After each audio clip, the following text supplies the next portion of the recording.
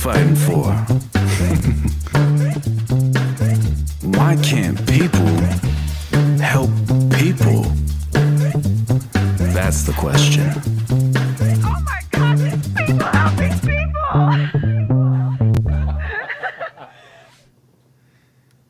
Ladies and gentlemen, welcome to another amazing episode of People Helping People.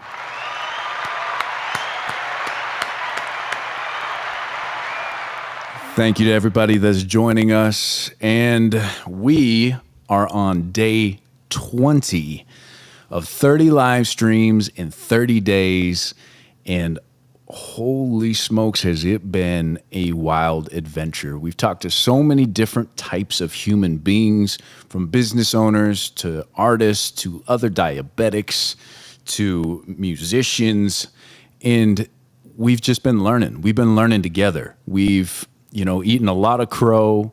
We've had technical difficulties. We've really been put to the test, and we've showed up every single day. And I want to just give you guys your flowers for being a part of what we're building out here. And it's really been something special. So for anybody that's been a part of our streams while we've been running this one's for you. Thank you.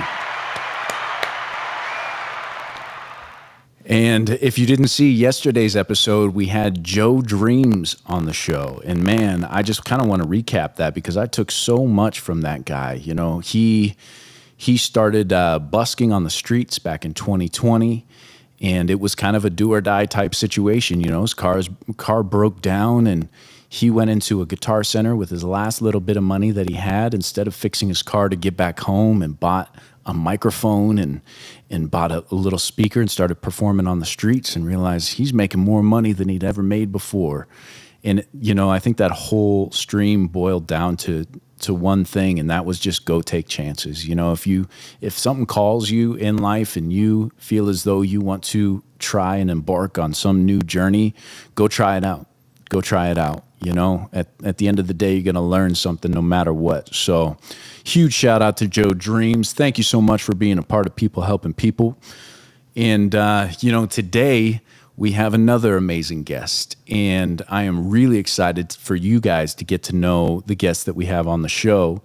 But prior to even diving into all of that, I do want to shout out our sponsors. We have people that are supporting us as People Helping People. And let's go ahead and talk about them while we're here. We're a proud representative of T-Town Boxing.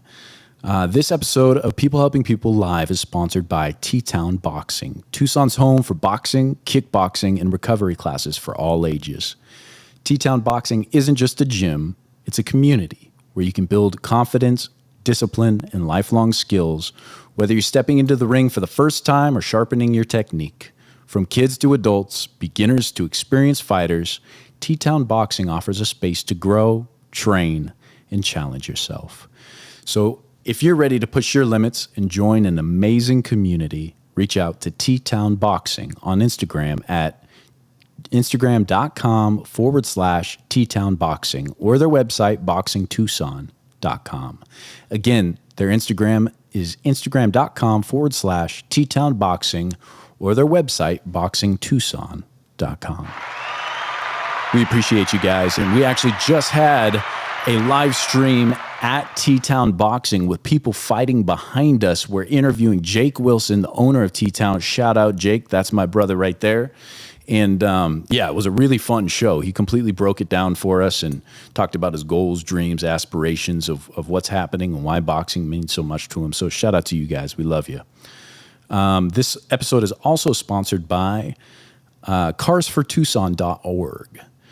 One car repair can create a powerful ripple effect. For a low-income family struggling with housing, a reliable vehicle means they can hold on to their job, access childcare, and avoid spiraling into homelessness. Cars for Tucson understands this. They exist to provide affordable, sometimes free, critical car repairs to ensure these families stay connected to their livelihoods and their homes. The goal is to give away vehicles as well. I mean, these guys are really out here doing God's work. Be a part of the positive ripple effect. Your donation helps prevent homelessness one car or one repair at a time. Visit carsfortucson.org. Again, that's carsfortucson.org. Thank you, guys. A proud representative of Cars for Tucson. I don't know how many times you've been in a position where car repair was the last couple of, pennies in your pocket, or maybe was more than what you even had. And, so anyways, Cars for Tucson, you guys rock. We appreciate you.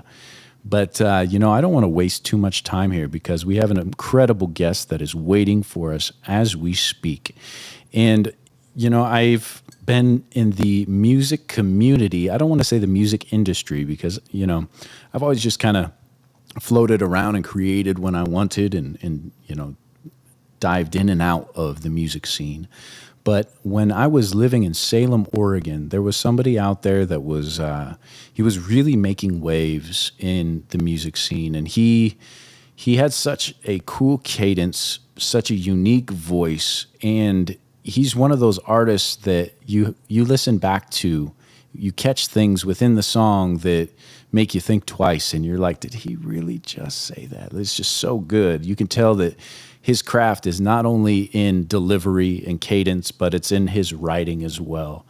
And I'm proud to call this man that is going to be on the show here a brother, and I am very excited to welcome to the show our friend Sir Cody Nash. Hey, There he is. what's good, man? What's up, brother? Good to see you, man. How you been? I'm good. Just I'm living out here in my hometown again. I'm out here in the middle of the woods in Toledo, Oregon. Nice. Yeah, Dang, Toledo, Oregon. yeah, I mean, When do you make the switch out there?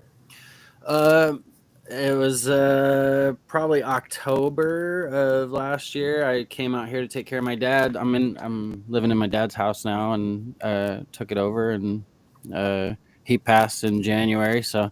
I'm sorry. Yeah, took care of him with he had cancer and stuff. So we just, I stayed here with him till the end, and he passed in January. And now I'm living here, and got my kids here, and having Yeah. a good time. Got the studio set back up. I'm a Yes. little farther away from ground up and Right. Steven. It's a little harder to get to him now, but that's Yeah. Shout that's out how I met you. Steven. Yeah. Yeah, exactly. Shout out Steven. Shout out Ground Up. And I want to dive into all of that. But before we get into the meat and potatoes, Oh man. go ahead and introduce yourself to the people, for the people that don't know. Yeah, I'm Cody Nash. I come from this little 3,000 person town, Toledo, Oregon. I lived in Salem forever, like probably 10 plus years. And that's where I met the bulk of the music people I know, you and a lot of the other people. Uh, yeah, I've been making music since I was like 15 years old, been writing. I was like writing poetry, and then got into like, rapbattles.com, and the rest was history. I'm like, now I'm a rapper. Like, so I've been doing that for 20 years this month now, like, which I just, Wow. yeah, crazy. Yeah, we're getting old, man. It's Yeah. wild to say that, right? Like even like my buddies in high school or whatever, and it's like, man, we've known each other for a couple decades. It Yeah. feels- But yeah, I mean, it shows in your work though, like as an artist, as a creator, as somebody who has evolved over the years. You sent me some songs off of your new album, and the evolution has been unreal. But I want to take it back a little bit. You said you were 15 years old. You started with poetry. Can you kind of walk me through how you as a hip hop artist discovered like taking this poetry and putting it over beats? Yeah. I came from like this town's like a country town, kind of like it's like, it's a mill town, it's a lumber town, like, and so I was listening to like country music and going to church, and the only rappers I knew about was really like Eminem and Tech Nine and like Coolio maybe or something, like I was like, just hearing like the basic like radio rap, and then Eminem was like a big reason why I feel like things shifted. It was like a big shift in how everybody was paying attention to rap, because everybody's like, you can battle people, like what, like, and Yeah. I had a friend named Johnny, I'm still friends with today, and I remember vividly, like, I'm a poetry writer. I'm like just, emotional and like just writing things down all the time, but I never really like realized you could rap, or that's how you make music. Right. Like, and I was like, okay, well, and he sat down and I think we watched like 8 Mile or something, and he sat down one day and was like Googling rap battles on, or like Ask Jeevesing or Yahooing or whatever the hell he was doing, Right. like, and then, but he found this website called rapbattles.com, and I went on there, and then at first we like tried to pretend to be rappers, like, what I'm saying? Like we're like 15 years old, or like, and you like think you're supposed to say all these crazy things, or You you're have like, a deep voice or whatever yeah, it is. Yeah. you're like faking a voice and trying to act hard or something. You're Yeah. like 15, and I was like in a trailer in this backyard, like I'm Right. living in a trailer in the backyard of my grandma's at the time, and then but yeah, my buddy's like, check this out, people are just like battling each other, and we went on there and we're battling everybody, and like it was years of like not knowing what I'm doing. Like, it was like, it didn't just like start overnight and you could like be good at it or whatever. Like, I feel like it took like 5+ years minimum for me to even like get a grasp on what I was doing. Like, I didn't know how to record. I was like holding up, at first I was using like a Logitech mic, and I was like, oh, you can like play a beat. I played a beat in the background, so the beat's literally playing in the background, and I'm like rapping into this Logitech mic with the beat in the background. I'm like trying to perfect the volume. I'm like, this is crazy. Like, Yeah, the mix is one knob, like. yeah, like, and then we're figuring it out. Like, how do they lay their voice down? I had no idea what microphones and interfaces and mixers and all that, like everything. I didn't know any of that. So like years of like trying to figure out the writing and like trying to figure out how do you even record, and then eventually like buddies on that rap site, they were like, buy this gear. They like, buy this MXL 990 and buy this Alesis 2020 mixer, and use Adobe Audition or whatever. And I was like, okay, cool. And then like I set all this stuff up and started using. There was one point like the Logitech mic wasn't cutting it, and I remember holding a laptop up in the air with the beat playing, and we're like rapping into the laptop mic, like. But when the MXL 990, that was like a game changer. And then I started rapping in the middle of the living room, and then like I'm sitting in the center of the living room with like roommates eventually. Like, I'm like 20. Yeah.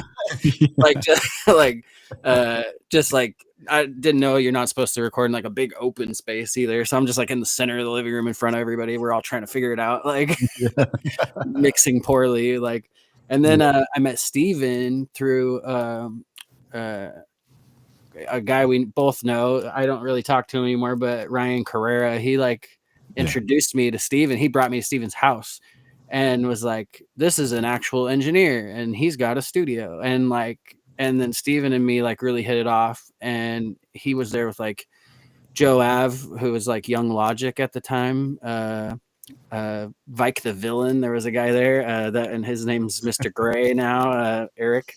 And they were like part of a crew called Ground Up, and I was like, oh, I want to be in the crew, like, yeah.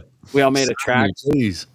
Yeah, like, and like we all just clicked, and we just kept making music, and I never really learned to mix because of that. Like, 20 years in, I still don't really know how to mix. I'm like, I ran a studio and I could like record vocals pretty well and like get people lined up, and I can get a clean vocal off you and like send it to an engineer, but I never really like dove into mixing because I was writing all the time, and I was just focused on being a good rapper, like writing and performing, and like they all got me going to the Blacklight Lounge, and that's, I think, the Blacklight Lounge is where I met you and bro. Kilo.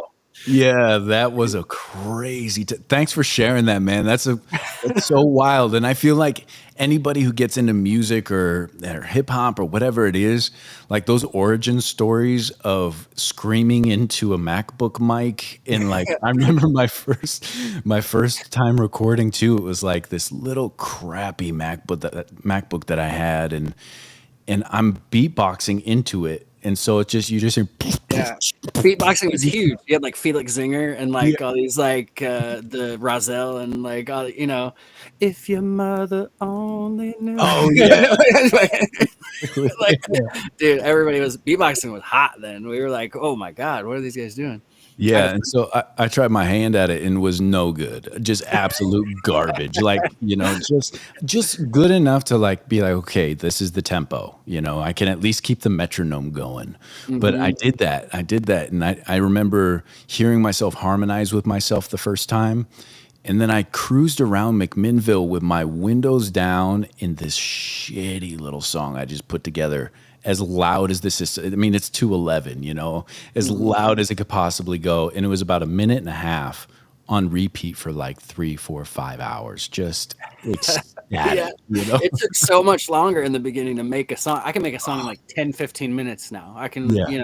I can just write you one real quick and that's how it is now. But at the beginning, it takes like I was spending days on one Yeah. song, like frustrated, like hurting inside, like crashing programs and Yeah, for sure. For sure. Yeah, and that's the other thing too. I'm glad you brought that up because as you get older and you start to acquire equipment that actually works, it's a game changer, Yeah, and the more because you do it, the more natural that it's like a muscle. Like it's like anything. I always compare it to like fixing a car. Like a guy's not just good at fixing cars right out the gate, right? He's not a mechanic on day one. He might fuck up a few cars first or something, or like yeah, or he doesn't know what he's doing. He has to read the manual. Eventually they've worked on so many cars they don't even use the manual anymore and they're really good at it, yeah, and it's the same for literally everything, and music's no different. I feel like where it's like there's people with natural talent, don't get me wrong, like you can be a great singer and not know what you're doing.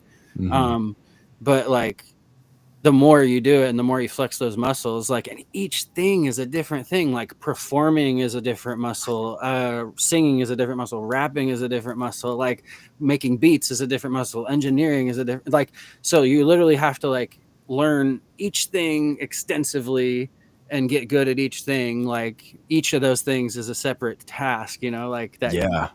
Yeah, it's like you got to build out the whole ecosystem. And the thing is too, like those muscles atrophy. Yeah. If you don't perform for a long time, dude, I do like one performance a year and it is Yeah. so brutal. Every time I'm like, I don't, God dang. The saving grace of the last show that I did was I just had ankle surgery.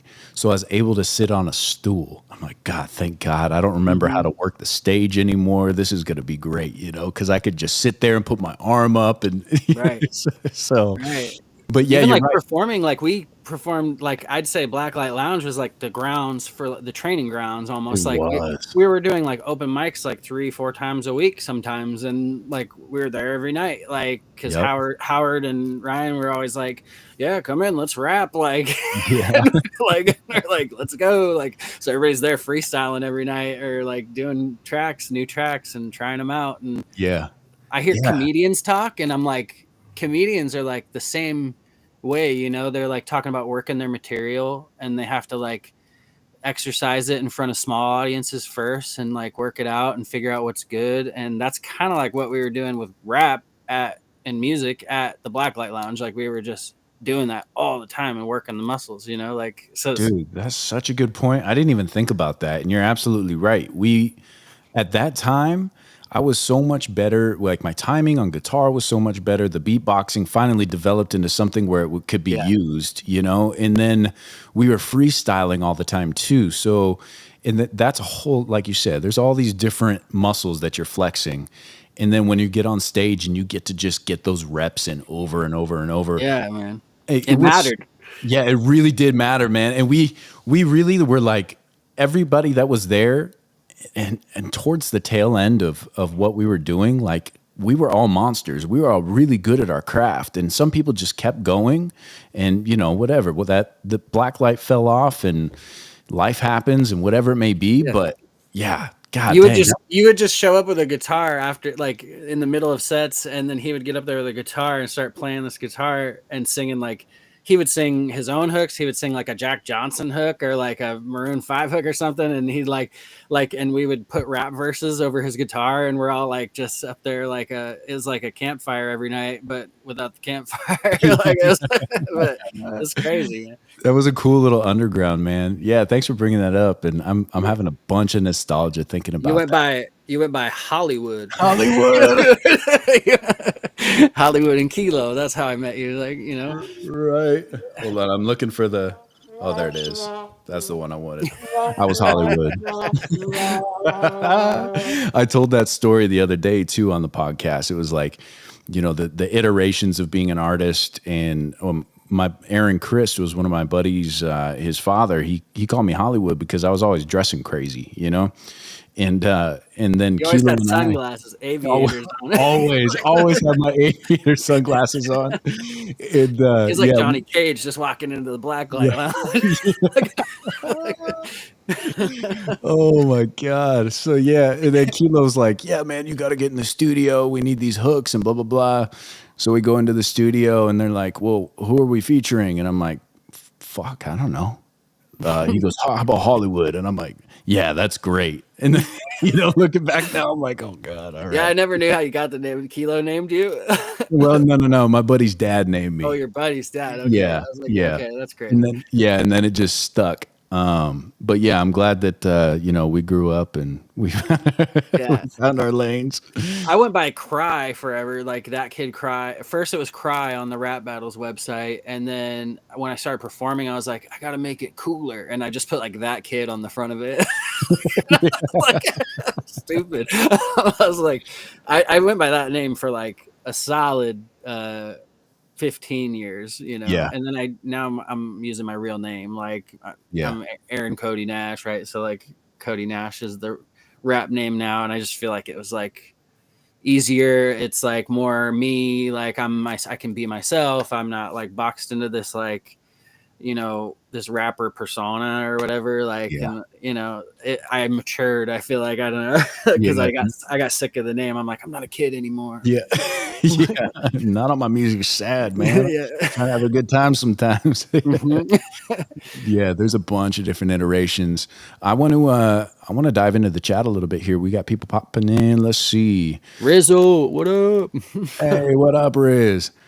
Yeah, we had Rizzle on the show too. We had a real good conversation. I don't know if you caught that, but yeah, man. And Rizzle and I had only really seen each other in passing.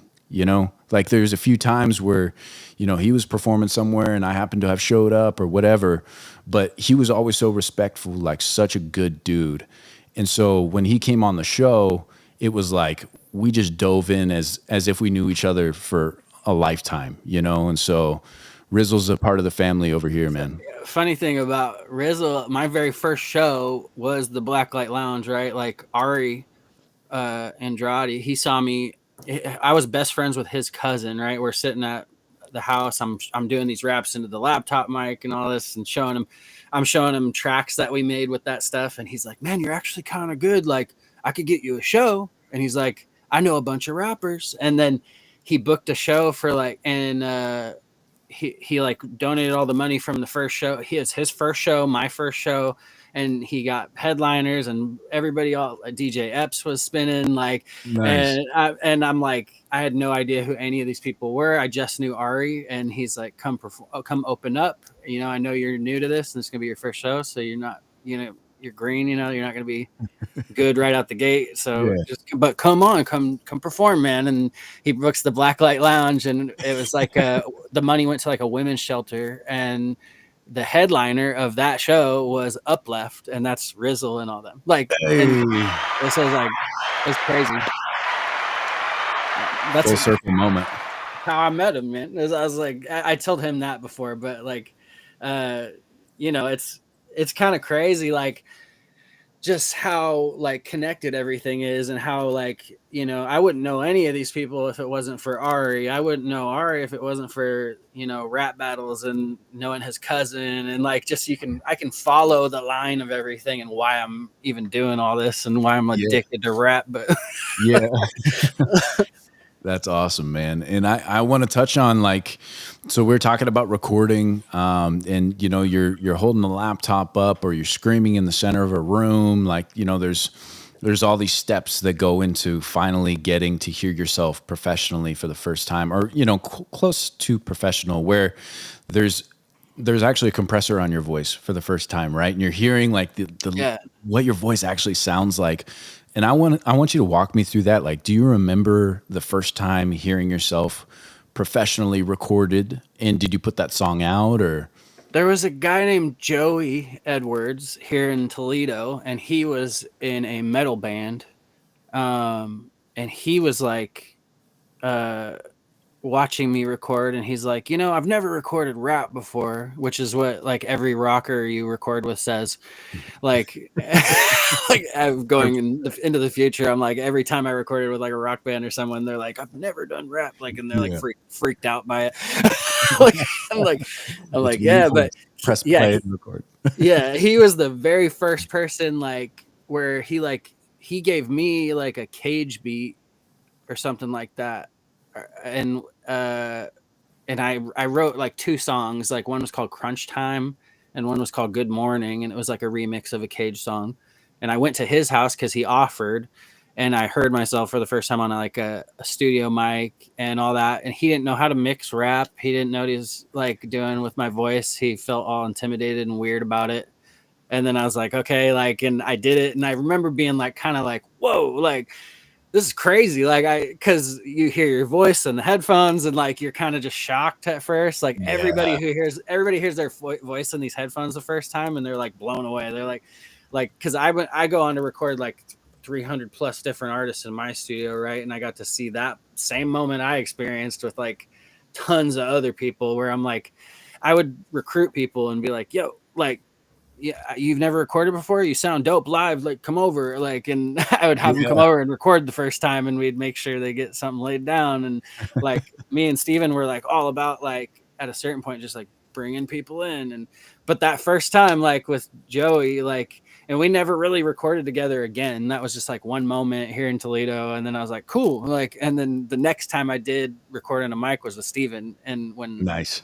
after the Blacklight, and he lived behind like IHOP in Salem off Lancaster, or not, yeah, IHOP, yeah, and behind the IHOP in Salem and Lancaster, and was like living in this house, and he had a studio garage, like, and it looked kind of nice. And I was super impressed. I remember going there and be like, whoa, you have a studio in your garage? Like, this is Yeah, great. this is Yeah, it. Yeah, we this found the is sweet it. spot. Yeah. Yeah, you can do this. Yeah. Yeah. So Yeah. Yeah. I love that, man. Hell yeah. Yeah, I remember that same thing, the same feeling, because Kilo, he took me into my first studio. And, well, I take that back. When I was 15, I recorded a 4-track EP. It was me and my buddy Luke, and we had a real original name, Alex and Luke. And we we recorded just like acoustic guitar, sappy love songs.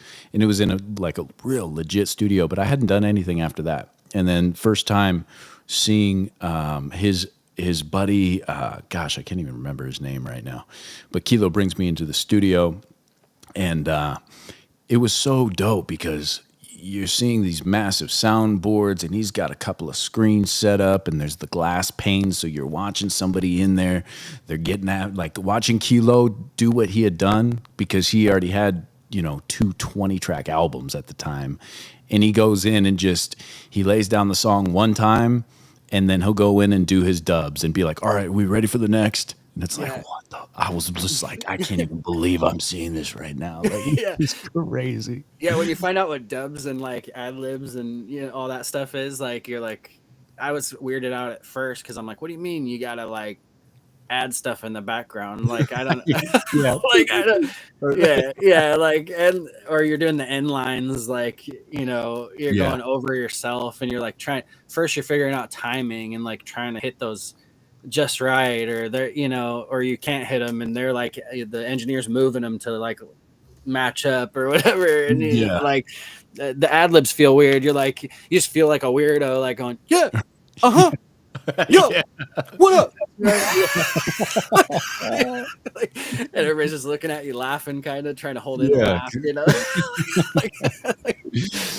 Yeah, absolutely. And those moments though, like I love looking back on that. I love looking back on the black light, and you know, it was like Kilo and I were just together with any type of like music or you know, hip hop or any type of scenes. It was always just Key and I, and we would sit around and freestyle rap for hours. There was a Yeah. point in time where he was living at my place in Salem off Lancaster there, or off it was commercial, off commercial, and we had the whole basement set up to where I could do my looping live and he could do his rapping, and so I could sing and I could play the piano, and we would spend 6 or 8 hours, and after every song we're like, that was a hit.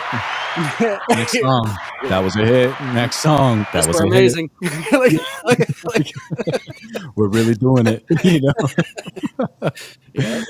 Oh, but We I met love so many reminiscing good on it. people, man. There was like, and you guys were like freestyling machines. Like, I'm still not like a really like good freestyler, like I can, but I'm like, you guys were on another level. You and Kilo, I remember Kilo, Carrera, HD, Deshaun Jordan, like all you guys were like, you guys would step on stage and it's like you had a song already in your head, like Yeah. it was like just blah, like, and everybody just, it was like it was already written and it wasn't, you know, like, and you guys were knocking them out, and like, and I remember like being like super envious of that ability, and like that's a whole other ability other than rapping, like to like the Harry Mack thing, you know. Harry Mack's like Yeah. the big guy doing it now, like where everybody Yep. knows who Harry Mack is, and he can like just come off like the top, and it's like he's just talking to you like we are talking right now, and it's like fucked up because I'm like I can't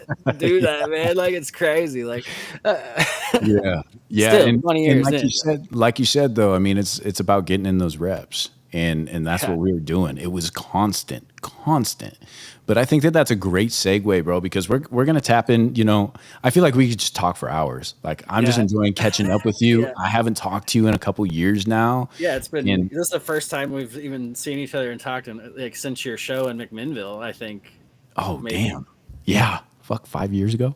Yeah, like that brewery or whatever it was. Yeah, that was Yeah. like 4 or 5 years ago. Oh man, Yeah. yeah, it's been a minute. That's the So last time I remember talking to you. I'm like, yeah. yeah, I'm glad we could do this, honestly. Side note, just because like you've been hitting me up for a while and I haven't been able to make the time. I'm going 3 kids, like, you Yeah. know, constantly on the move. Like I'm Yeah. working all the time, but I'm glad I'm here. I'm glad to see you. Like this is awesome. Oh yeah, bro. I feel the same. Thanks for being here, bro. So I think that, you know, us freestyling back in the day is a great segue because we actually made a track together, and we did just that. Like, I mean, we took what we were doing at the Blacklight Lounge and we sat in the studio garage and we had a garage session or a blacklight session or a freestyle session or whatever you want to call it. And Kilo freestyled the whole fucking thing. I mean, he's a monster. So we sat down and we're actually going to play that for you guys here. I'm amazed you saw the track. I haven't heard that in like a decade. I Yeah, mean, Steven. I remember Steven sitting down with us and he like set up a studio setup on the fly and he was like, I'm sure we can like record this live. Like he didn't even know how to record it live. He was like, we thought it was like a different thing. We're like, you know, like he's like, okay, we're gonna be able to record the guitar, everything all at once, and it's gonna be like a live. yeah. Like it was supposed to be like what, like a tiny desk or something, you know, like how we like wanted to do it. But I don't even know if we took video or anything. But I know that, you know, we sat there and recorded some songs and it was fun. And It was fun. Yeah. Yeah. Yeah, I remember that day and it was such a good time. Yeah, we just sat there and we rocked out and garage let's see. session. Yeah, exactly. It was in a garage. We were recording right next to a washer and a dryer. Yeah. Bro, your discography is crazy. I'm trying to find it, and it's so. What is it even called? It is called Garage. Uh, Garage Session, yeah. It is, yeah, Yeah, literally yeah. called Garage Session. Cool. So I'm trying to pull that up real quick. That was on the. It's on Reanimation. It's like a zombie face cover. There it is. Okay, cool. So yeah, we're gonna play this for the audience here. And if you want to listen to some great music too, I definitely recommend going to Cody Nash on Spotify there, checking out his tunes. His discography is great. How many albums do you have out? Uh, and I made a playlist on there, and it's like Cody Nash on Spotify or something like that. And it's like I counted them. There's over 450 tracks on there in 20 years now. So it's like, yeah, yeah. I republished all of them, and that's not even all the music. It's just like what I was allowed to publish, Yeah, like the remixes and all that stuff's not really on there. bro. Yeah. So if you guys are searching for some music and you need a new artist, gosh, I want to dive into all this stuff because you did like the hard hip hop, and then I've seen you evolve over time and do a little bit more singing, and then you brought it down to more melodic, like actual singing stuff, and then you're tying the two together to where you have the really good cadence and timing while singing, and it's like, dude. Okay, all right. Let's dive into the song real quick, ladies and gentlemen. This is Cody Nash, myself, and Kilo. And this was recorded, gosh, I don't even know how many years ago. 2013, bro. Yeah, it had to be like 2012 or 11 that we recorded it, and I put it out then. Like, I bet, it's crazy. It is really crazy. But I hope you guys all enjoy. This is the Garage Sessions. Let's get it.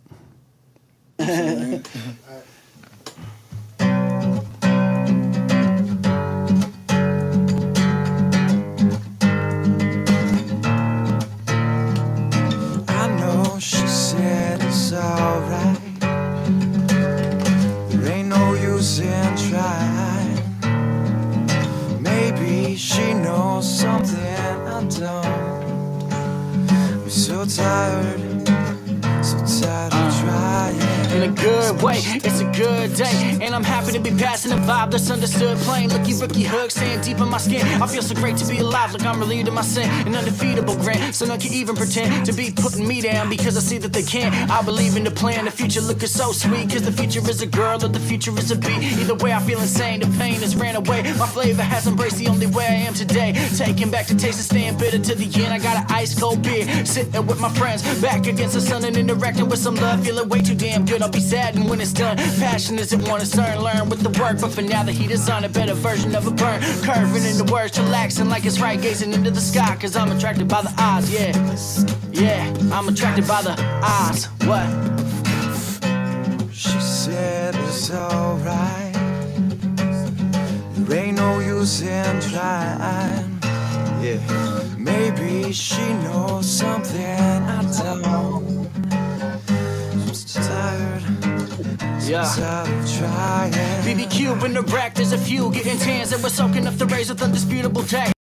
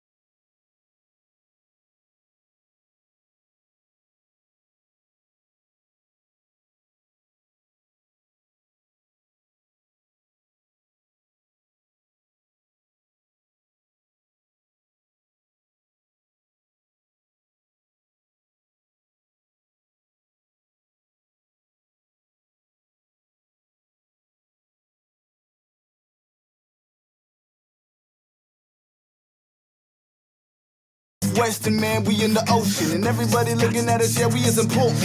Yeah, to the game, I can in my veins. Man, there's everything that I do can explain. Man, because everything is off the chain, off the Richter. Here I go, man, yeah, I hit ya. With the basics, now I hit you with facts. No time to kick back and relax. This is just Kilo, man, it's a freestyle flow. Rapping with the best, man, so here we go. She said it's alright. Going, I don't know. There ain't no use in trying. Maybe she knows something I don't. I'm so tired, so tired of trying.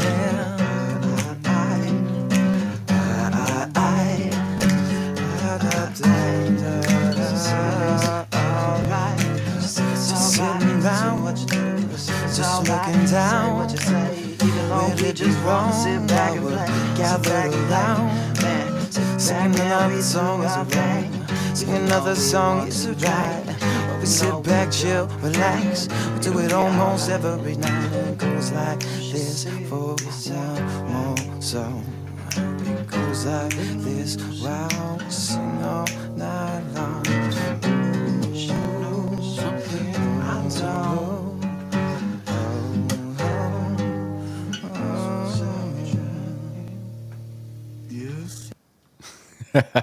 Yeah. Sorry, we had some technical difficulties there. I hope you guys enjoyed that. Dude, Sorry, Kilo. yeah, I just need to shut off right before Keys part. Yeah. Oh man, yeah, he killed that too. Unreal. And thank you for everybody letting me know. Yeah, and we got new software here, you guys. So we're gonna have a couple of snags as we continue to get comfortable with this stuff. But yeah, that was fun. That was fun. Okay, so we got some more tracks too. I want to play a couple. Let's see. Let me pull up your message here.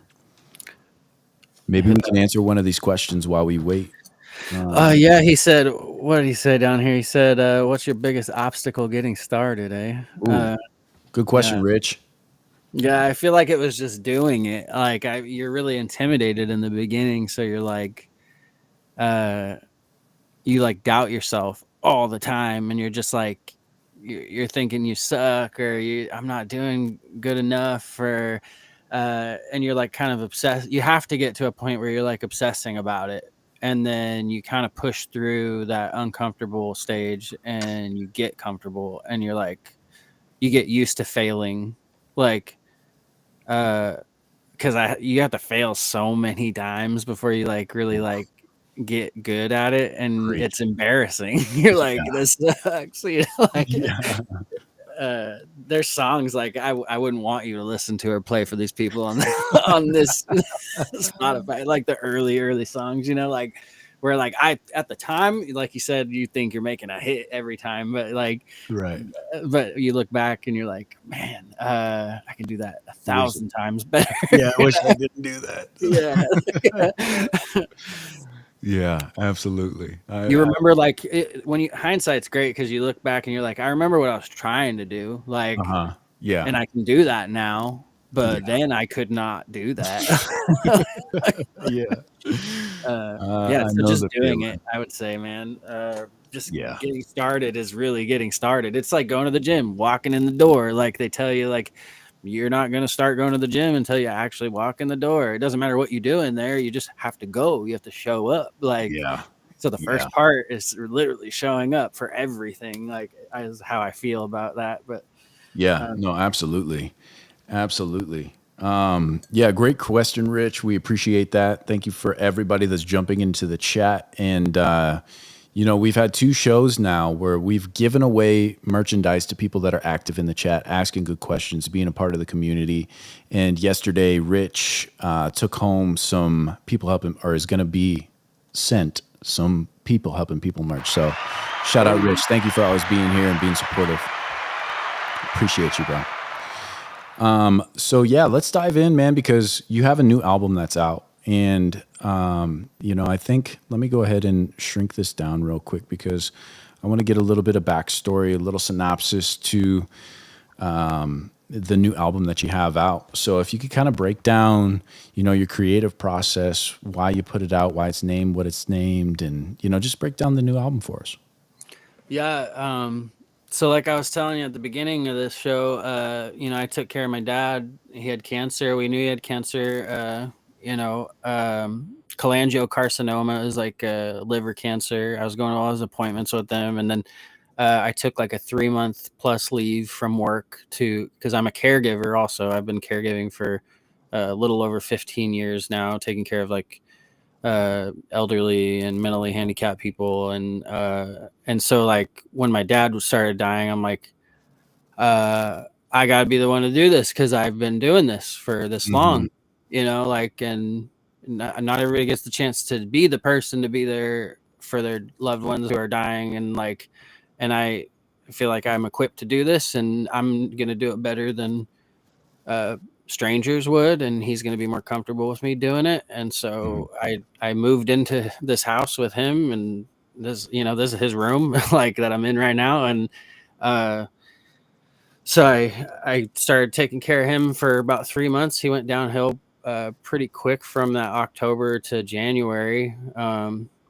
Spent Christmas like him hunched over the bed puking, doing it was just it was a hard time, like it was like cleaning him and doing things for my dad I never thought I'd do, and it was a lot harder than I thought it would be. It wasn't like caregiving. It's caregiving is like you're working with people who aren't your family and you're getting paid to do it, and here it was like just a whole different thing, and it was super emotional and hard, and there was a lot of drama to go with it, and people living here that shouldn't have been living here, and uh, just going through a lot of crazy stuff that period of time. And after he passed in January, I had been working on some songs, and I had showed him like four of these songs, and uh, I didn't get to show him everything. I had a music video made for him, and the music video had like pictures of him and stuff, uh,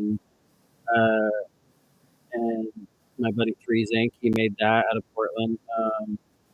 And it has like a photo album and stuff, old pictures of my dad, and like I didn't even get to show him that video, and I was like, Sorry, man. I was like bummed out about that, but I was like, I still made the stuff, and then I ended up having like 6 really sad songs about my dad, like 5 or 6 like really sad songs, and then I was like, I planned on putting a project out for him, and I wanted to call it For William, and I was like, man, I don't want this to be sad though. I didn't want it to just be like a few sad songs about him and put out a little EP like that. And I started to think like, okay, how do I like make this something he would have liked? And he wasn't a huge rap fan, but he liked my music, and he always hated like hi-hats. He's like, why is that in every song? He's like, he like rock, he's like, he liked the real like instruments, and like I feel like I had to like do that sentiment justice with this project too. Like I was like, fuck these 6 sad songs. I'm not gonna make make everybody cry for an EP, or let's make a real album. And I just started after he passed. Like I hadn't worked on music in months and months because I was taking care of him, and I just started like just making all this music and letting it out, and it ended up being like 25 songs. I ended up making like in a month or so, I ended up making like 16 of those songs, like where it was like, yeah. And I took all this stuff that I thought he would like, and I put it on a project, and it's more of it's not an album about him. It's like there's songs about him on there, and there's lines and songs about him. But it turned into something that I think he would respect, and it turned into something that felt more genuine, and it was about love and hate and fighting with people you love and loving people you love, and girls, and like it turned into like more than just an album about him dying, which I was happy about, and it felt better to release it that way, and it ended up being 25 tracks for William, Yeah. and that's why I called it For William. And then he had this theory. The cover is like stardust, right? So it's like green, like just swirls and it looks like outer space. And he wasn't super religious, but he was like dabbling in it because his mom, my grandma, was like really religious, you know, was with one man her entire life, married off at 14, like Wow.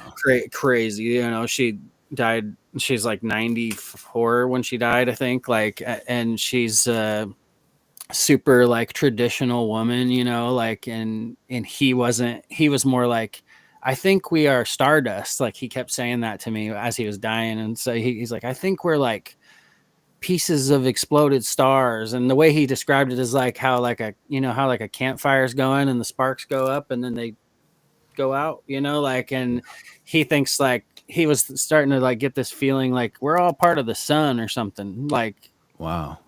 you know, and we're exploding out and we're just going out like sparks. Wow. And then that hit me and I just made the cover, the, you know, of the album, that Stardust image, and called it For William, you know, like, and that Nice. felt important, you know, it was a good touch to it. And No, that's great, man. And I just want to give you your give my condolences, and because yeah, that's such a tough thing to go through, and for you to be able to say, I don't want this to be a sad project, and then really start pouring something into something that you can feel good about and be proud of, and you know, have a project that is kind of a timestamp and a gift in a sense, you know, and you integrated so many things that obviously he brought into your life, and you know, towards the tail end, the fact that he was seeing and feeling that we are stardust, and that made the album, like that's amazing, man. I appreciate you sharing that. yeah, man. What track are you gonna play first? You said? Yeah, I was gonna say, which one do you want to play? I have let's see, I have Why Can't I queued up.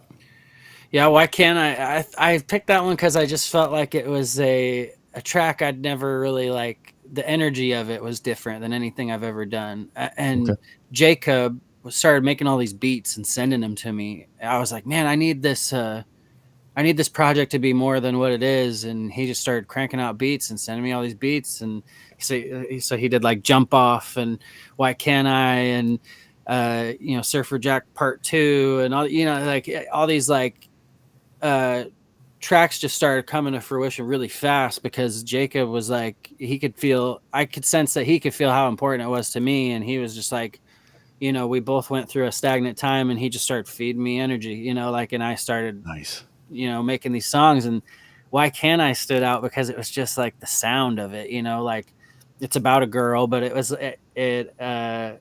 like a frustrated song. Like, I can't make this work. It's not working. You know, I want it to work and it's not gonna, you know, like, and why can't I, you know, like, Yeah. so that one, that's the one you're going to play. Cool. That's yeah. So Yeah, that, let's dive into it. that was the whole concept. Yeah, thanks for that. Sorry, I just cut you off with the song No, here. you're good, But yeah, so ladies and gentlemen, Cody Nash, we're going to be playing a song off of his album here For William called Why Can't I? So I hope that you guys all enjoy, and let me know if you can hear it okay. So I appreciate all the feedback too. Here it is, Cody Nash, Why Can't I?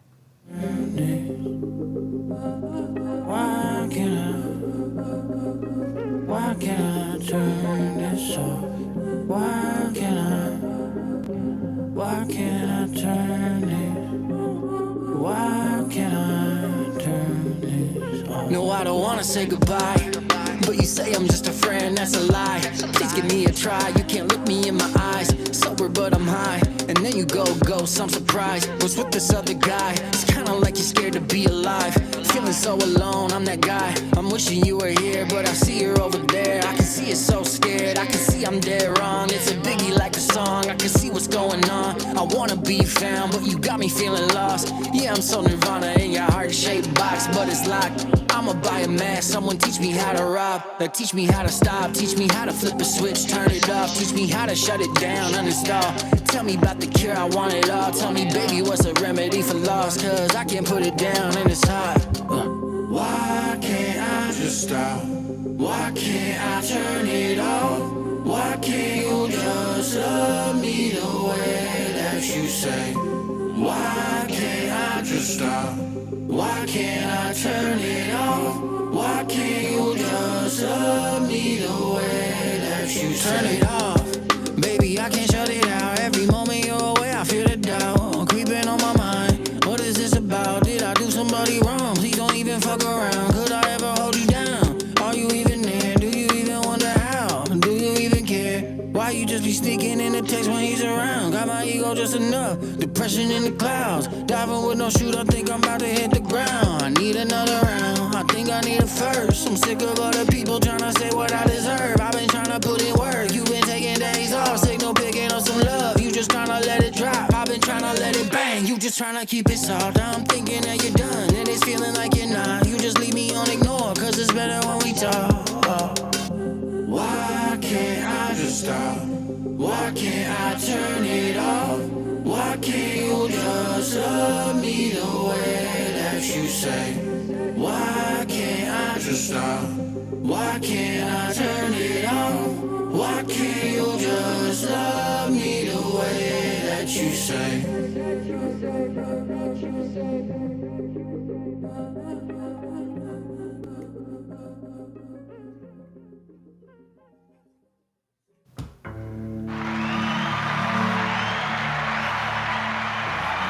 Come on.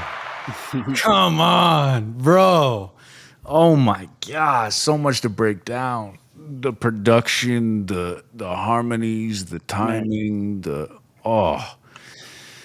I can't wait to listen to this album through and through in its entirety. And holy shit, man. That was incredible. That was incredible for real. Like that again, so many iterations of your music over the years, and I feel like that is the best version of Cody Nash I've ever heard, man. Hey, thank you, man. Yeah. I think there's a lot of credit to be given to Jacob and people like Steven and Jacob both, but this song in particular, like Jacob did the production, and every time he does the production, he also wants to mix it, and he adds like flair to the background, and sometimes he's even in the background and you can't even like, it'll be like a deeper voice or like a high that I didn't hit, and he's like adding stuff in. And like, I think there's a lot to be said about who your engineer is and who's working with you, and he enhances me and he makes me better as an artist. Like, it's not just me, on there. So it's like full credit to Jacob where it's due. But I met, Robotic Torres, No. beatboxer out of Salem. He was like when he started working with us, his mom was like bringing him to the flip side because he couldn't get in. He was like a kid. He was like 13, 14 years old, and his mom, he was really good at beatboxing, and his mom would like bring him, and she would chaperone while he went on the stage and beatbox for us. And dude, and so like I met Robotic, and Robotic was good friends with this Jacob guy. And when I joined this White Collar Rhymes, which is like a collective of artists from all over the nation that they all come from that Rap Battles website I mentioned earlier, and a lot of them. And we threw a contest, and I reunited everybody and was like, let's like bring everybody back together, because we used to compete heavy on Rap Battles, and like because the whole thing was like battling, and we did a song tournament, and Jacob had entered that, and I didn't really know Jacob very well, but I knew of him, and he entered this tournament that I was throwing for $500. And that was like kind of the founding moment of like the White Collar Rhymes thing and how that happened. Like, cause after the tournament, it went from Rap Battles to this is now White Collar Rhymes. And Jacob won that tournament. And he engineers, he raps, he sings, he makes beats. Like, he's an everything, man, like a J. Cole or a Hopsin or Eminem kind of figure. Like, and he's young. Shout out to Jacob. Yeah, he's young, dude, and he was good friends with that beatboxer kid, and that's how he knew me. And like, so it was like it all connects from Salem, dude. Like, all this stuff is like possible because of Blacklight Lounge and Flipside, and like, it's just crazy to me. Like, none of this music would be getting made if we didn't do all that. Like, yeah.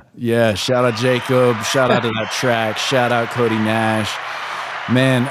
And there's so many things. I don't know if you're on a time crunch, but I really want to dive into like the whole ground up movement and some other things that you have going on in the background right now, because I mean, you know, with these types of conversations, I really like to peel back the curtain and get to know the person behind the microphone, or the person with the paintbrush, or the business owner, and, you know, talk about the blood, sweat, and tears that go into these things and to making them possible. But I feel as though you know, I definitely want to have you back on the show, because there's a lot to talk about. There's a lot to break down.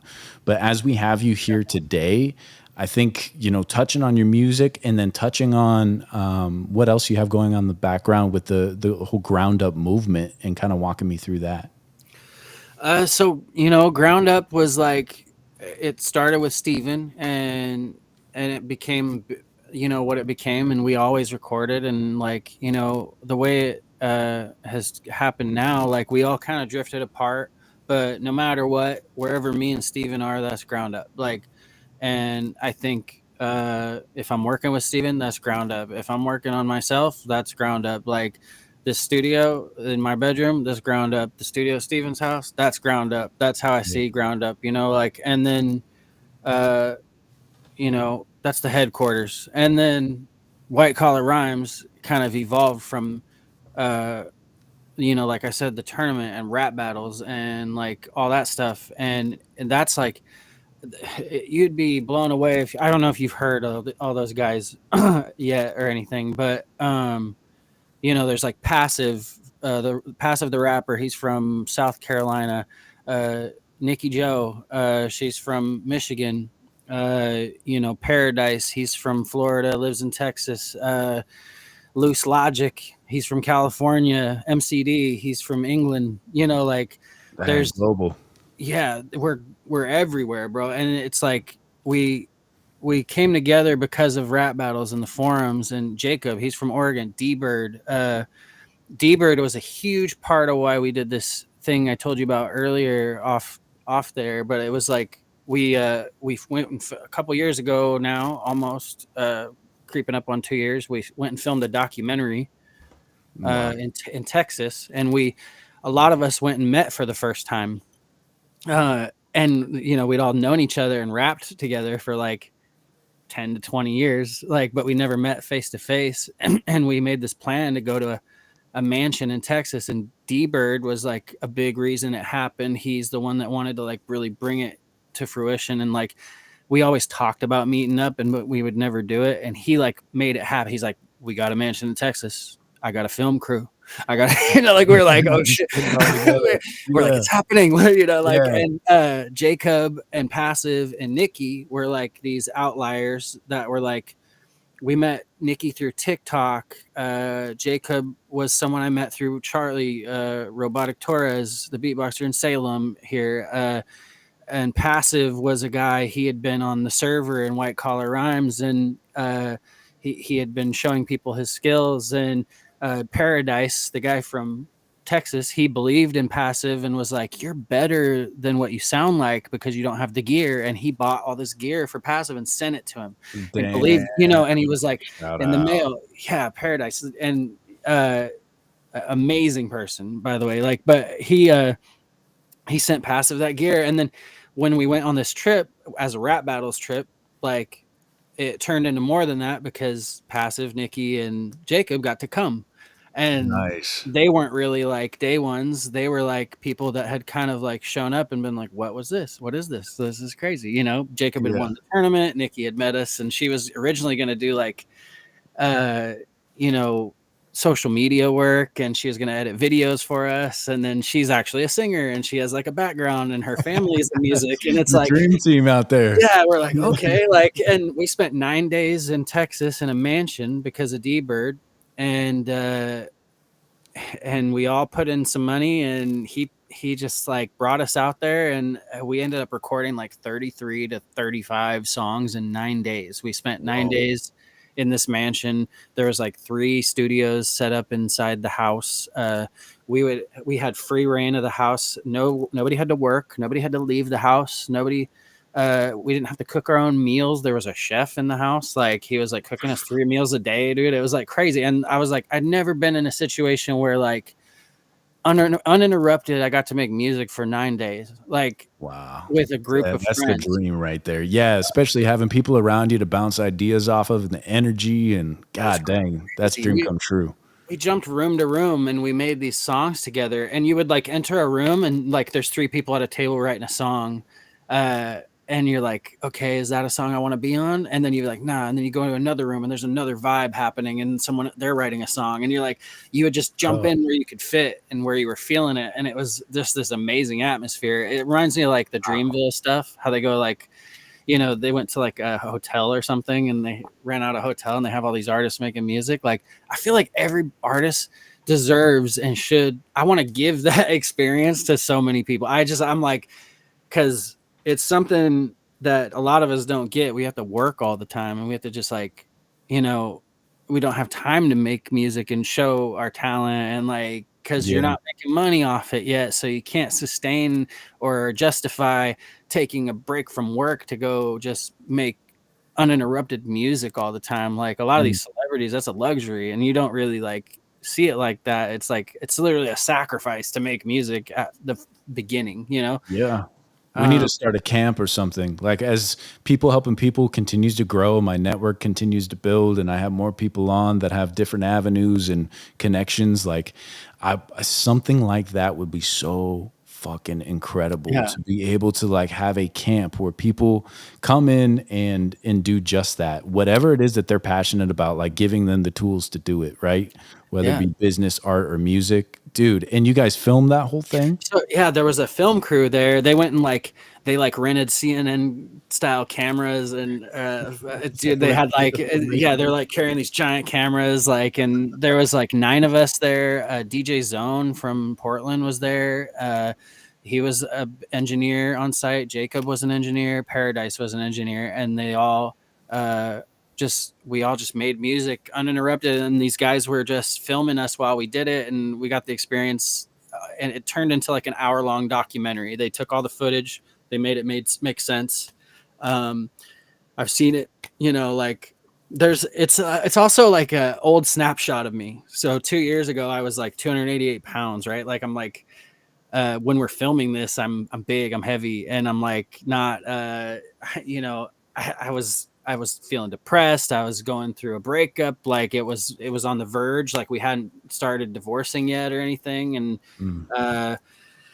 And things just kind of were like really rocky for me, but I felt like I needed this trip and I needed to go. And I just went anyway. And I went with these guys and, and it's like this, it really is like a snapshot of like what was going on in my life then. And I feel like this whole different person a couple years later, as the documentary is about to drop and we're feeling like, but it's like, it's super meaningful to me. And I'm excited that it's actually coming out and they're getting it on like Apple TV and Amazon and on demand and all that. Like it's going to be for pre-order. I think it's like 99 cents to get the documentary, like when it comes out, and it's like coming out next month.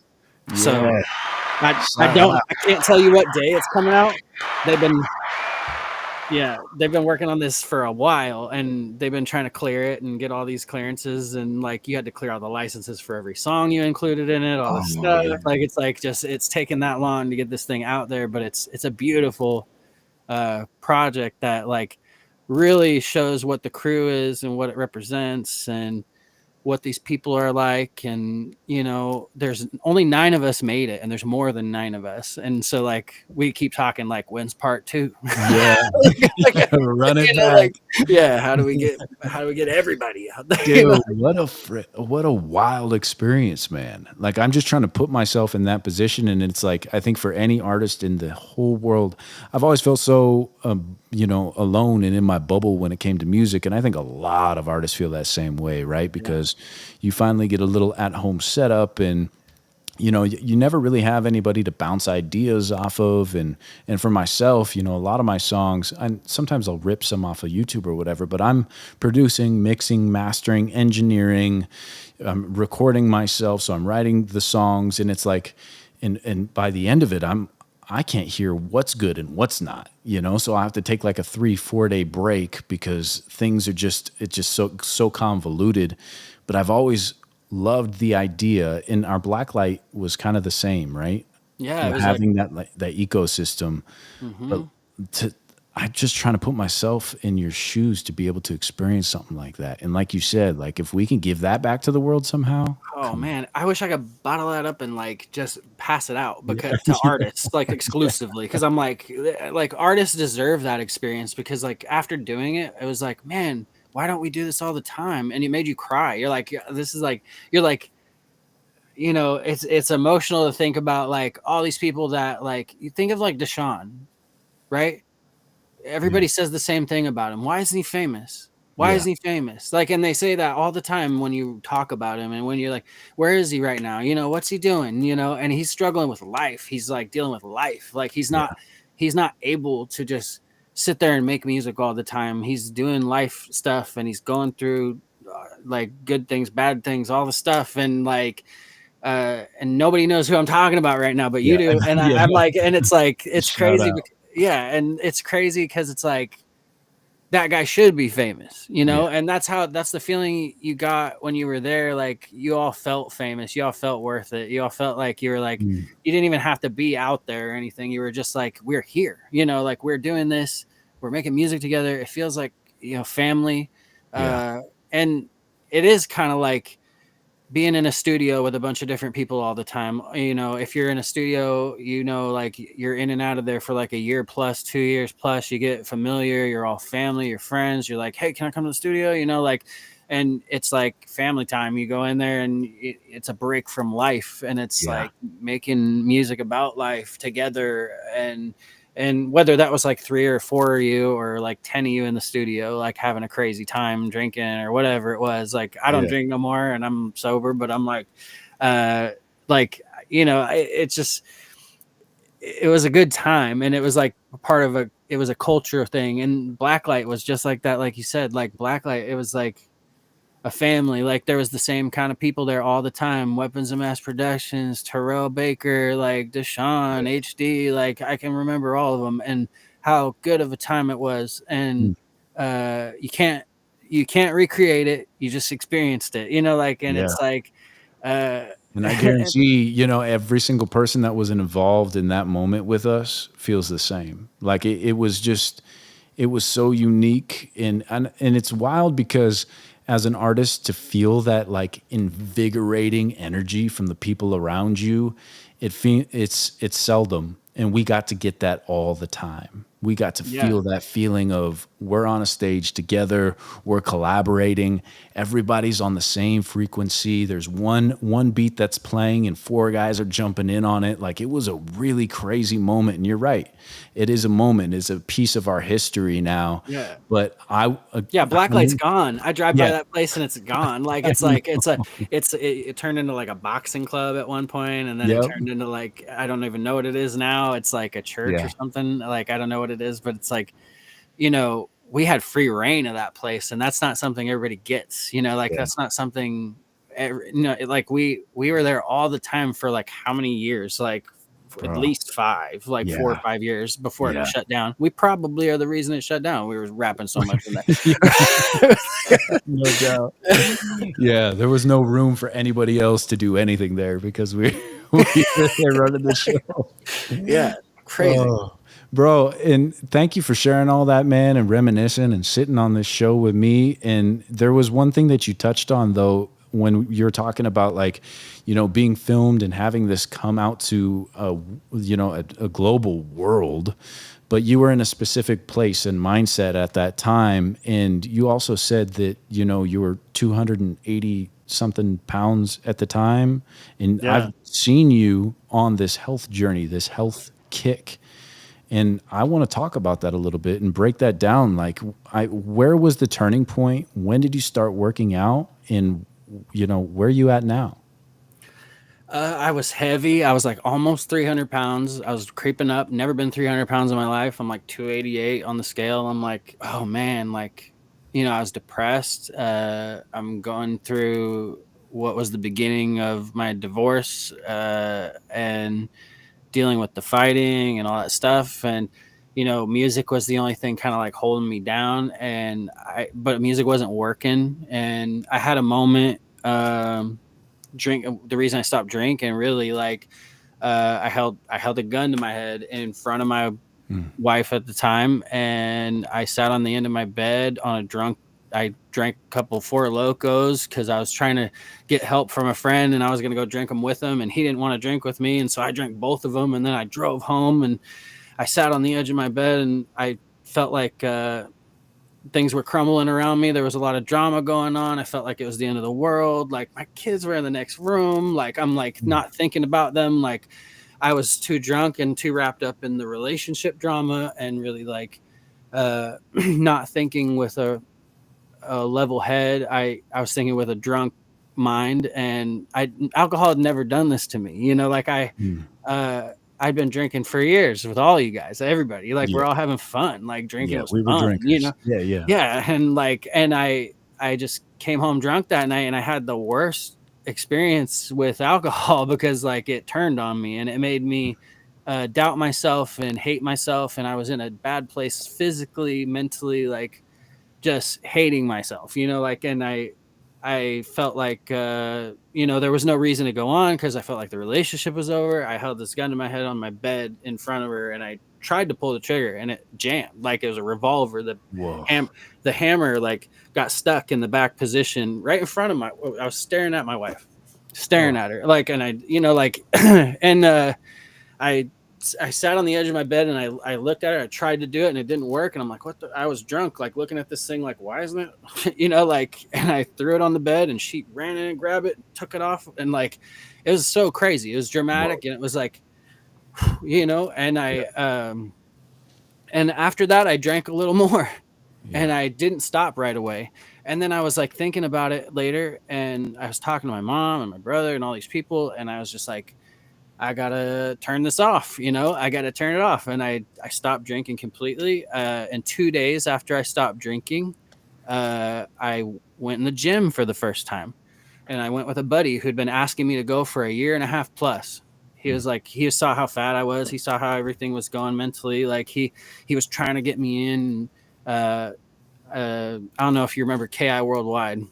Brains Better is what he calls himself now. But me and him don't really talk now, but he's the one that got me in, and he got me in the door in the gym, and I started going with him, and I was like, I walked, like, took me an hour to walk 2 miles, you know, like, and I'm like going slow, but I'm sweating it out, and I'm getting it out, and I started going all the time. I'm hitting him up all the time, like annoying him, like, can I get in the gym with you? Like, I didn't have a membership yet, you know, but I was going and going. Spark something, yeah, alcohol was done, and I'm in the gym now, and like, over the course of a year, I lost all this weight. I think the lowest I've been, I was like 196 now. But right now I'm sitting, I do a lot of work for like muscle and like trying to lift and doing that, not just running now, but so I'm kind of fluctuating. I go from 196 to like 215 and fluctuate in that range now. But I run, but yeah, I feel great now. Like I feel amazing. Like I'm not, you know,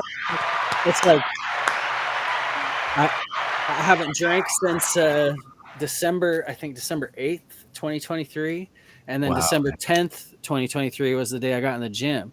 And so in a year and a half-ish now, I've, you know, lost 80 pounds. I've like, I'm just running all the time.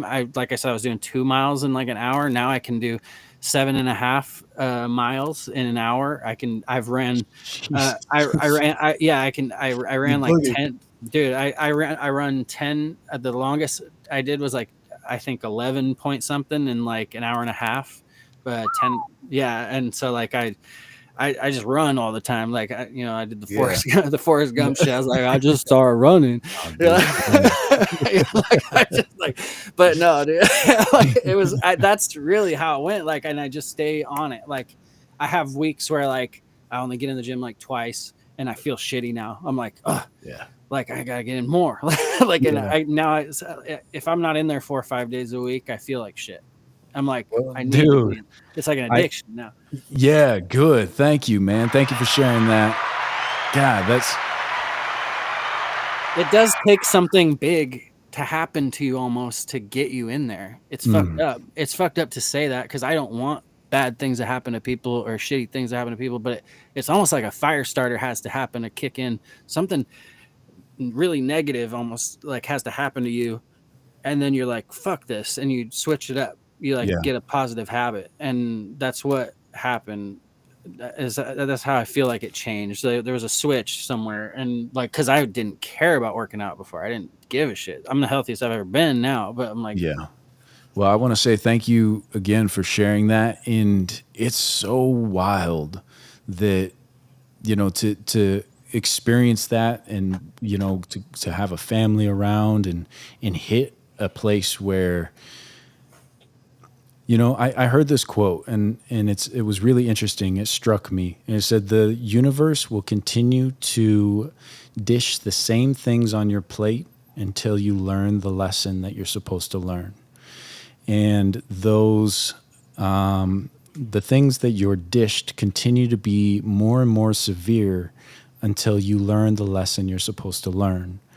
And that struck me because, there's a lot of people that go through life and they continue to, everything happens to them all the time. This stuff is just hitting them left and right.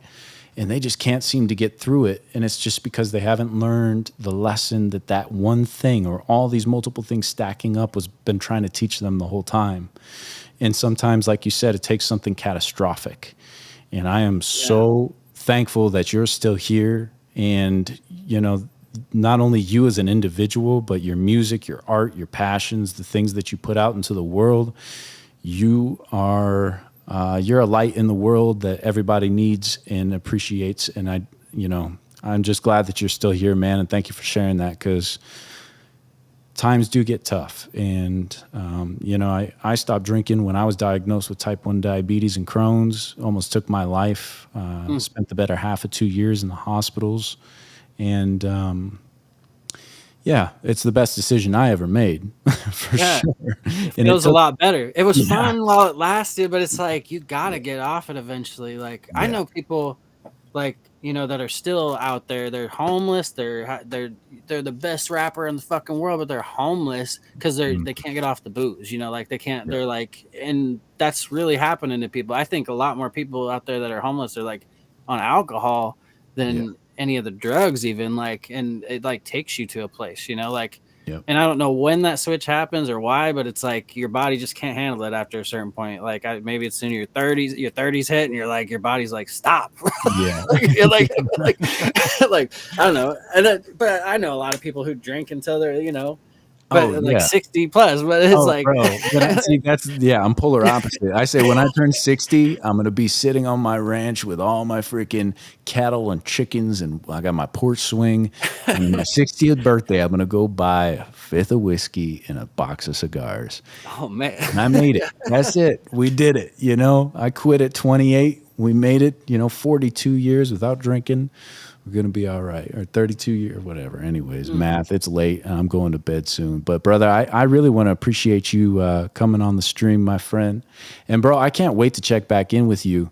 But before we do that, I want to know what's coming up for you. Because, you got a documentary that's coming out. I hope everybody's as pumped as I am to watch that. Because what you're talking about sounds like every artist's fucking dream. So I cannot wait to get involved and see that. But what else you got going on?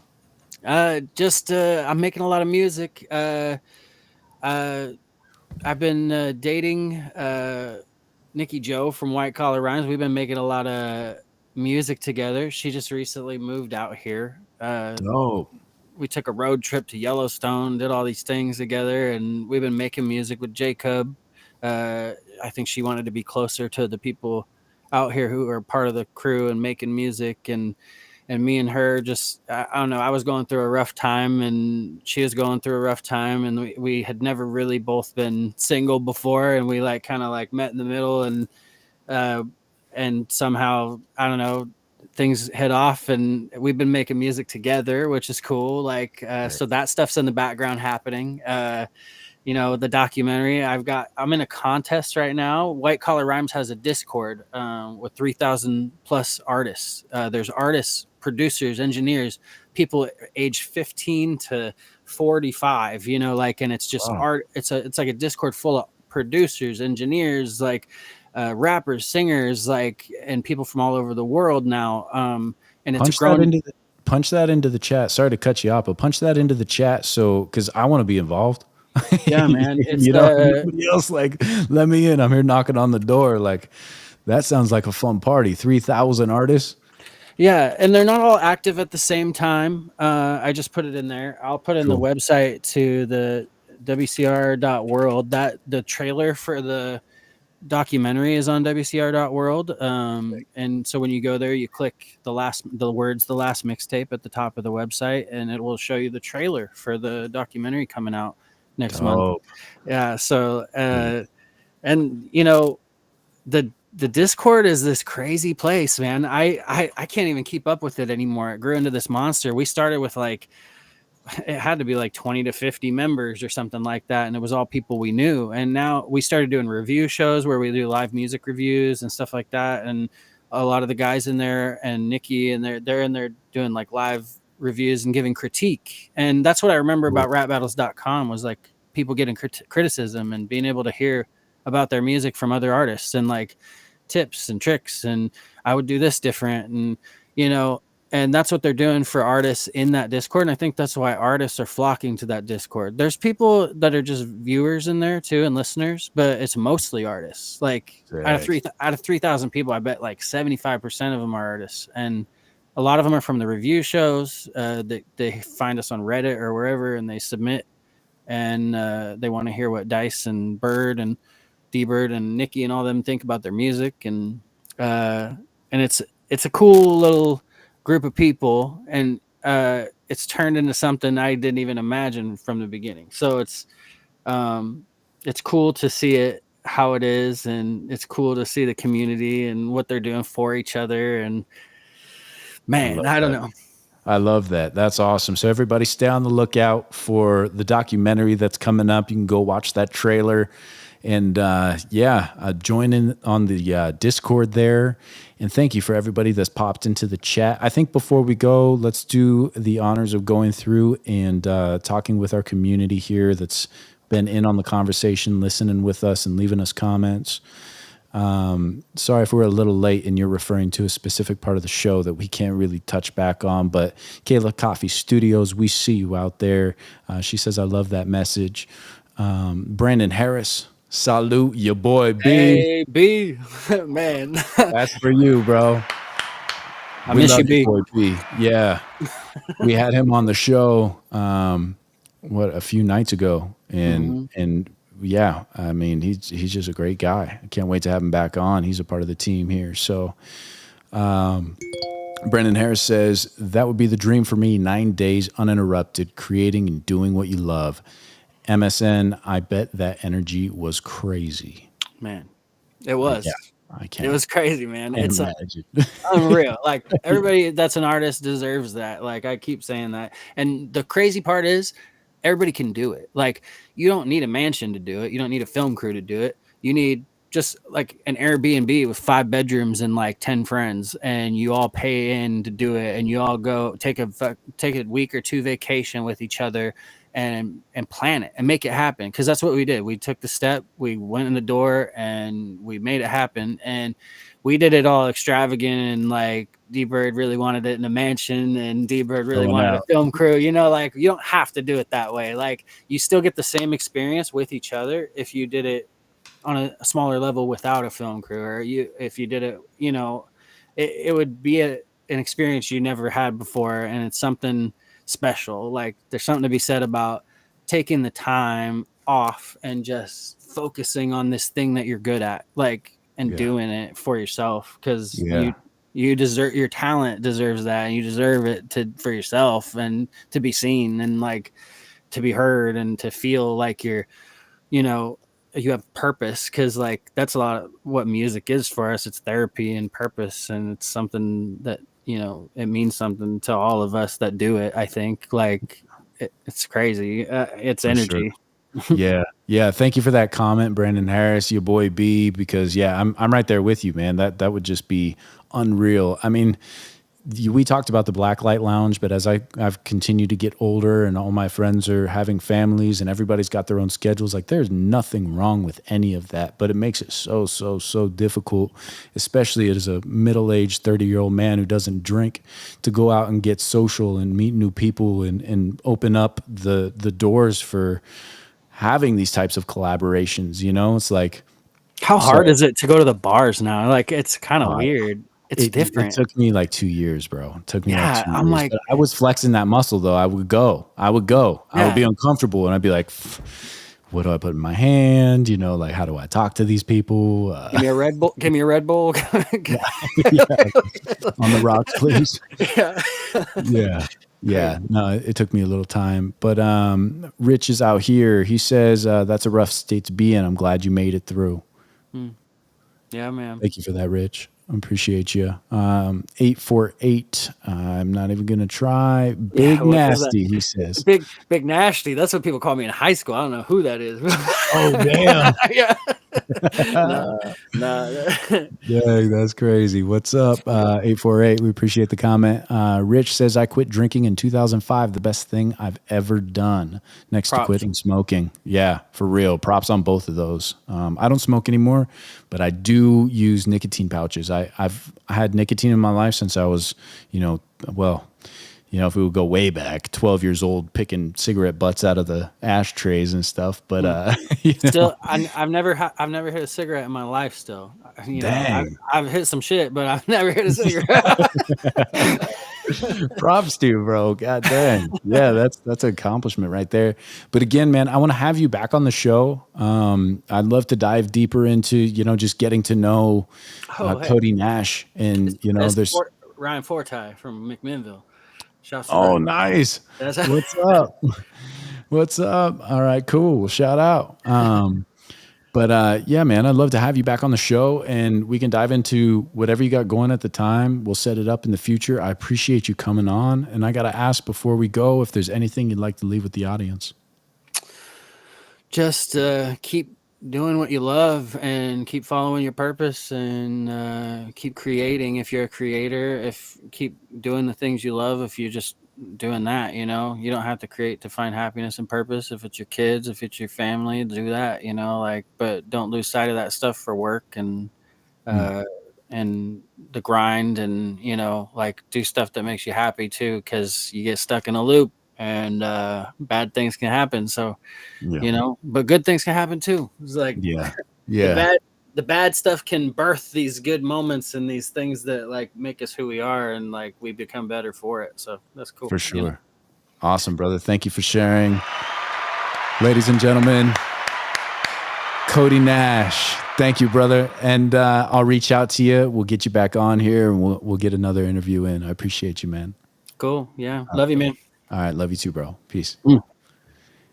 Man, again, legend. It's so good catching up with him. It's fun when I get to have my friends on the show. There's something to be said about just the energy of having somebody that you have some history with and reminiscing on times that you had together. And man, yeah, what he's talking about, the collective of artists coming together and just having a space like that.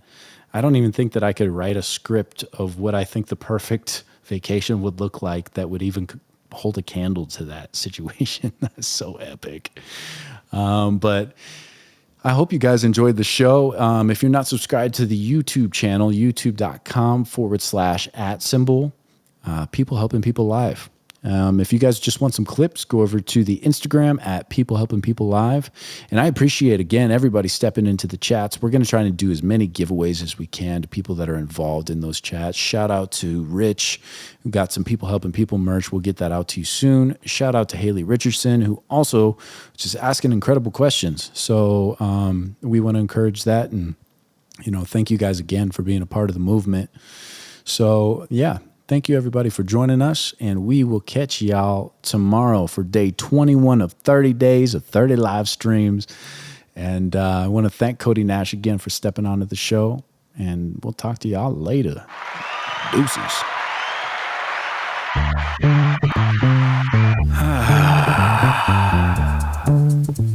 Yeah. What's everybody fighting for? Why can't people help people? That's the question.